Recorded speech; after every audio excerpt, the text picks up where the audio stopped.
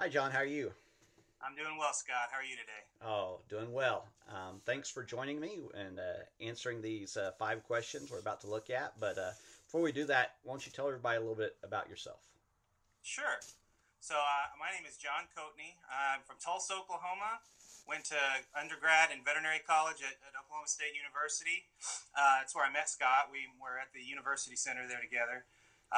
Graduated in 2005 and joined the Army. I was an Army veterinary officer for 5 years. That's during that time I married my wife Kristen, who I also met at the University Center in 2008. I got out of the Army in 2010 and used the GI Bill to study biblical and theological studies at Wheaton College in Illinois. And at that time, we started looking at doing long term missions overseas with an organization called Christian Veterinary Mission. I got out of Wheaton in 2013 and it's a long story, but essentially I was hired by Iowa State University to do research on camels in Ethiopia with the intention that when that project ended, I would go with Kristen and I would move to Ethiopia where I would work at a veterinary university or veterinary college at a university in Ethiopia with as part of Christian Veterinary Mission. So done with that project, done with Iowa State. My family's raised the support. In fact, I was just over in Ethiopia for the last 3 months doing a preliminary trip to get things ready to head over there. And for a number of reasons, that won't happen until this summer. We're expecting a baby. We're adopting another baby. Not we weren't looking to adopt, but here we are. Thank Yeah. God. And yeah, that's sort of me in a nutshell, I guess. Yeah. Wow, that's a lot. So I'm sure that most people know what a missionary is, but what is a veterinarian missionary? Yeah. That's a great question. I think the biggest thing is it's a missionary who uses their skills, their experience, and their training to share the love of Christ. And for veterinarians, clearly that would be using veterinary medicine. So someone who uses veterinary medicine. In fact, the mission statement of Christian Veterinary Mission is sharing the love of Christ through veterinary medicine. And that's something I've come to embrace to the extent that that's how I think of missions in the most succinct and concise way possible is sharing the love of Christ. So, I mean, a missionary is one who shares the love of Christ. And we can talk more about what missions means and the global context of missions versus our local context. But, in a veterinary capacity, there's sort of a number of ways. Veterinary medicine is a wonderful means of connecting with people, especially people in the developing world. We're so separated from our food here in the States where we can go to the grocery store or wherever and pick up our food. In most of the developing world, that's just not the case. The chickens that they eat, which they eat much more infrequently than we do, they grow. They have in their yard, or they go to the market and pick them out and take them home and slaughter them. Same with sheep or cattle or goats or whatever it is they eat as far as meat or dairy. They're connected with that in such a way that the economic and food security significance of those animals is so powerful to them that if someone is able to help them sustain or improve their food security and economic well-being through the care of their animals, that person is able to gain their trust in good faith, to gain their trust, to grow in relationship with them, and therefore to be able to share things in such a way that people will be more receptive to hearing it. Yeah, great. Why should the concept of missions be important to all Christians? Well, okay, so that gets back to what I was kind of getting at earlier. I think mission is not something that is exclusive for one part of the church. I think mission is something that the church as a whole is assigned to and commanded to. We are all to be light. We are all to be salt. Mm-hmm. We are all to make disciples of all nations. That doesn't mean each of us has to go to all nations or each of us has to go to a separate nation. Yeah. I think that's a calling for some people.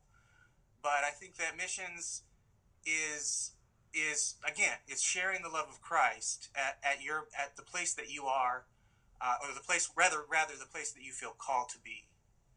And so, um, yeah, it's important for all Christians because it's the calling of all Christians.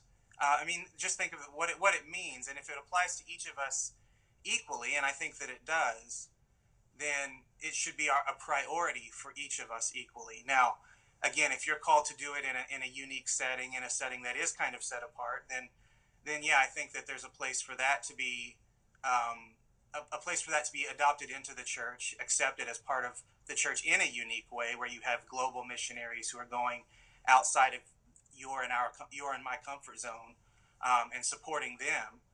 Um, and there's something to be gained. Maybe we can talk about this later too. There's something to be gained for doing that, for pairing up and meeting and supporting and following what those people are doing, because I think it can be edifying for the church in a different location to see how God works in a different culture, a different economic setting, a different religious setting, and things like that as well. Yeah. But ultimately, I think the idea of mission as what those other people do, what those saints do that go over to the other side of the world, can be damaging. And I think it's much more healthy to look at missions as what we all do.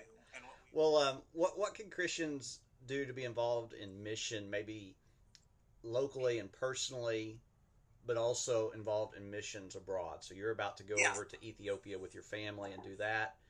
But as you've already stated, mission is something that all Christians should be involved in. right. So I think the first thing, again, if missions is something that we should all be involved in, is the best way to grow better at sharing the love of Christ is through growing closer to Christ ourselves. And so those activities that bring us closer to Christ should take priority. The first and most important thing you can do to participate in missions is to grow closer to Christ. And I hope that doesn't sound trite, because it really is absolutely critical. Yeah. And I mean, that's a prayer life, that's staying in Scripture, that's fellowship, that's worship. Those are the things the straightforward things that we know we should, and simply practicing the virtues that we're called to live in terms of loving one another, in terms of serving the poor, helping the weak, raising up our children, all of those things. I think that is the first and foremost. So, for example, the organization I'm a part of, Christian Veterinary Mission, they have a long-term missions organization, or a wing. That's the most well-known aspect of what they do, is send people to the developing world typically, and help them use their skills in veterinary medicine to share Christ, to share the gospel. But they have a short-term group as well. And then the thing I was getting at is they have a professional wing. And what that is helping professionals, helping veterinarians throughout the United States, Canada, Europe, to learn how to share Christ within their vocational setting. So how to do that locally. And so maybe in whatever that I really think, and this is Martin Luther really dug in on this, is the idea of our vocation.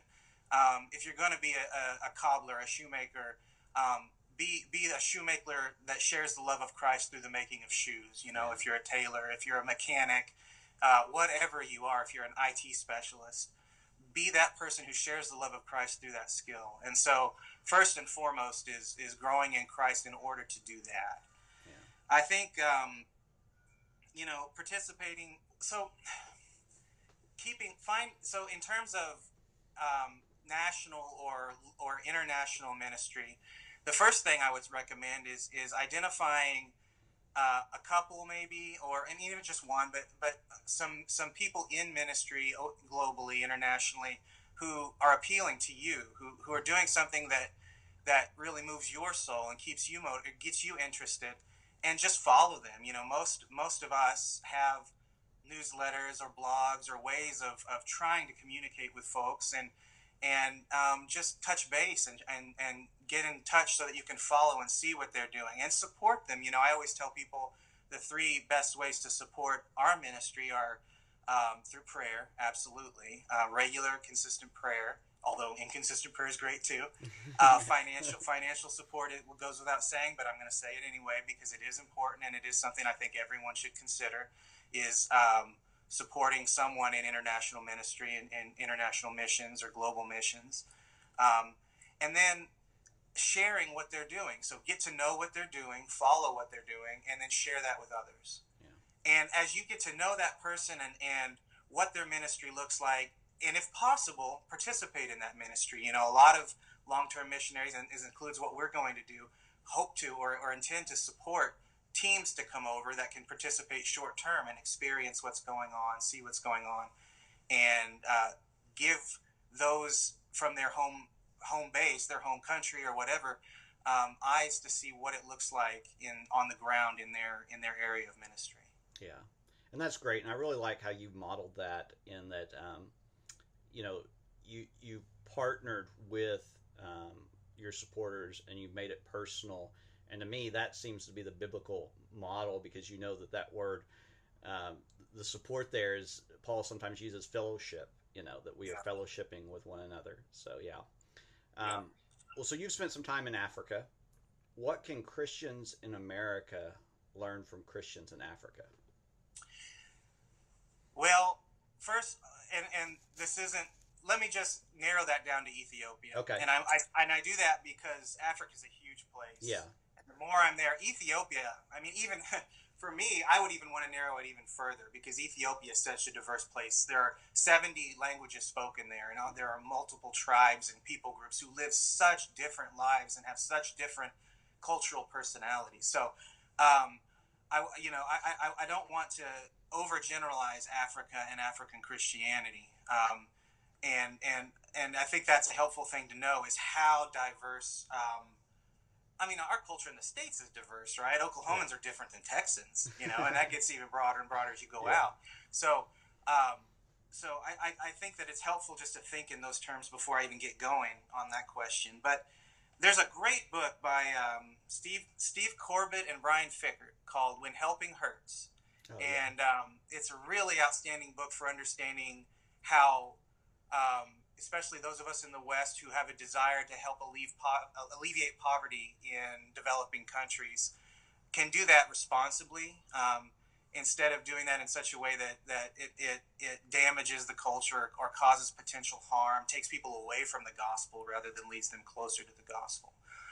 And so in that book, they do a great job of defining poverty, and they say this is not an academic exercise. This is really important for understanding what poverty is. And what they did was they went and asked people in developing world what poverty was. And, it comes to find out when you ask people like Westerners like us who are used to are accustomed to a relatively abundant way of life, what poverty is, we tend to equate it with economic or food related, a lack of food or wealth or the ability to support oneself economically. When you ask someone in the developing world what poverty is, it's much more about powerlessness. It's about the inability to accomplish the things that we want to accomplish for our family, for our well-being. It's much more. Economics is incorporated into that, but when you go and visit these places, so a lot of the work I did with Iowa State in Ethiopia was working on improving camel milk production in the Afar and Somali regions where they're pastoralists to this day. So they drive their herds around, and most of their nutrition comes from the milk of their animals and primarily from camels. Yeah. So we would sit down with these tribal leaders and ask them what their priorities are, and you would ask them, and you would have conversations about, they would want to talk about America. They always want to know what you think of Obama or Trump or whoever, And so we had these conversations, and it totally comes across. They don't talk about wealth like we talk about it. They don't talk about the desire for the ability to feed their family in the way that we think of it. It's a much more holistic understanding of what poverty is, of helplessness, hopelessness. And when you look at poverty that way, boy, the gospel just jumps right in there. It's a lot more easy to make connections with what Christ has done for us in that more robust understanding of poverty than the simply material understanding of poverty that we tend to think of. So that's probably the biggest thing. The other one I want to mention real quick is the church doesn't have to look like what we expect it to look like. I think this is a really powerful thing that Ethiopian Christians have taught me is you have these expectations of what church is, what fellowship is, what worship is. Now, that said, I think we have standards that are set by Scripture and by other means to tell us what worship and what the church community should look like. So I'm not saying it's just what anything goes. Yeah. But I'm also saying that we have preconceived notions of what it looks like in the West, Yeah. in America, in the South, in North Central Oklahoma, or wherever, Yeah. of what worship looks like in our community. And you get over there, and boy, if that's your expectation, you're going to be a fish out of water for sure. And I think it's really healthy and really helpful to understand that Christ can be properly glorified, biblically glorified, and done so in such a way that you may have never imagined it looking like what it looks like. Yeah, that's great. Well, you've traveled a lot. You've traveled in the military. You've traveled on mission. So, how have your travels impacted your faith? Yeah. Well, I take that last one. I'm pretty passionate about it because it hit me so hard. Yeah. When I got out of vet school in 2005, my first duty assignment was in Italy, and so I was traveling. And so Italy was a home base for me to do military missions in Eastern Europe and Africa, and that's where my interest in development medicine, veterinary medicine down there, and ultimately the mission work I hope to do. And so, well, okay, I'll say that I'll say this: the single most powerful moment or time for me in my travels was when I was in Iraq. I was in Iraq from 2008 to 2009. I was the officer in charge of the military referral hospital. Essentially, if military working dogs, got injured, then they would get medevac to us in the center of Iraq, and we would stabilize them and then send them to Germany, just like the soldiers. Obviously, soldiers got priority, but Yeah. the dogs would. So that was my job, and I was on the biggest, because I was that referral. I was on the biggest base in Iraq, and so I went to. There was a group of Iraqi Christians that were part of the Chaldean Church, an ancient Christian church in Yeah. Iraq, and I went to their service just to get to know them. Yeah. And most of them were women who were translators for us, and most of them were women because all the men had either been killed or had to leave Iraq. And so I got to sit down with these women and share meals and just talk about their experience as being Christians in Iraq post 2003, after all the conflict and persecution began. The Iraqi church dropped from somewhere 3 million to where it's like 100,000, 200,000 now. Wow. The numbers are a little iffy. And to be able to see firsthand or hear firsthand from women who'd experienced what persecution looked like, that led me to look more and more at what persecution has looked like in the recent past and the present for Christianity and Christians throughout the world. And I got home and I started looking around, and I met a guy from Romania who had been in prison in Pitești in Romania for several years, multiple years, and the level of persecution as a Christian, strictly as a Christian, he had gone through. Richard Wurmbrand is a guy that wrote a book called Tortured for Christ. He was also a Romanian. He has this that's a great book and he started an organization called The Voice of the Martyrs. Oh, yeah. And because of my experience in Iraq and meeting persecuted Christians, my awareness of what that looks like and what persecution looks like in the world today became just much more significant. Yeah. As a result. That's great. That's amazing. Well, thanks, John, for sharing your time with us, and we'll have another video up next week. And so, thank you, everyone, for watching.